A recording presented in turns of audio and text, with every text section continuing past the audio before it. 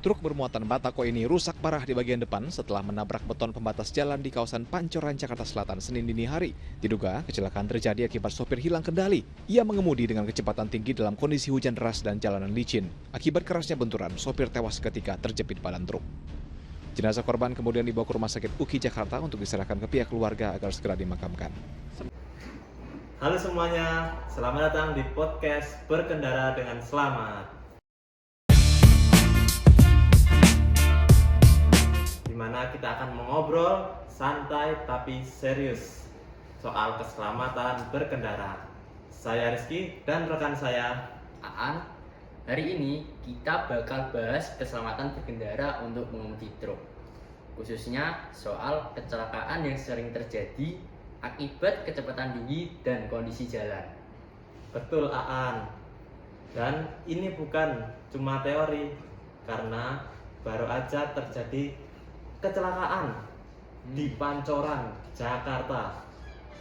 Sebuah truk melaju terlalu cepat di jalan licin sehingga kehilangan kendali dan menabrak pembatas jalan, sehingga sopir terjepit hingga meninggal dunia.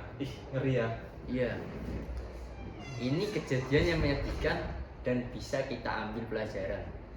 Karena kalau kita lihat dari penyebabnya, ada dua faktor utama. Pertama, kecepatan berlebih, dan yang kedua, kondisi jalan yang licin.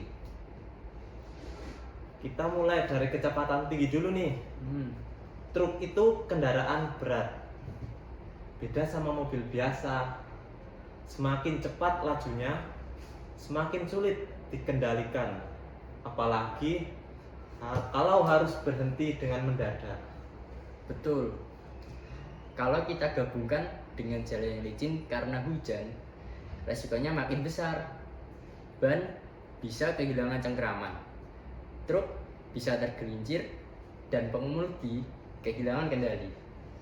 Ya, ada istilah hydroplaning atau ban melayang di atas air yang bikin kendaraan kehilangan kontrol.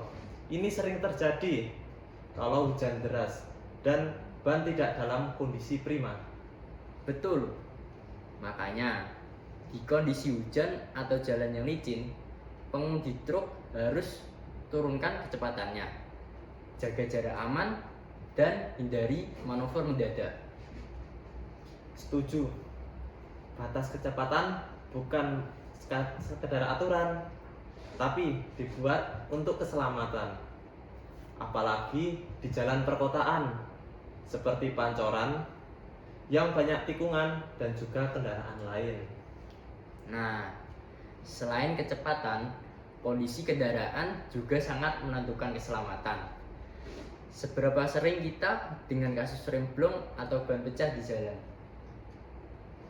Sering banget, makanya pengemudi truk wajib mengecek rem, ban, lampu, dan juga muatan sebelum truk tersebut berangkat.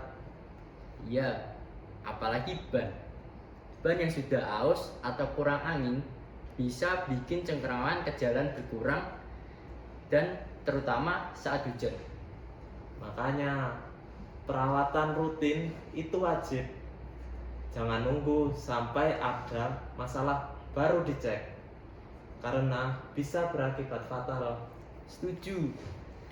Kalau saat kejadian di Pancoran, misalnya kondisi ban lebih baik dan kecepatan lebih terkontrol, mungkin kecelakaan bisa dicegah.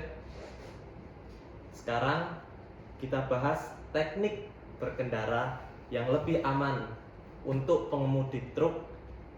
Yang pertama, jaga jarak aman. Bener, banyak pengemudi yang terlalu dekat sama kendaraan di depannya.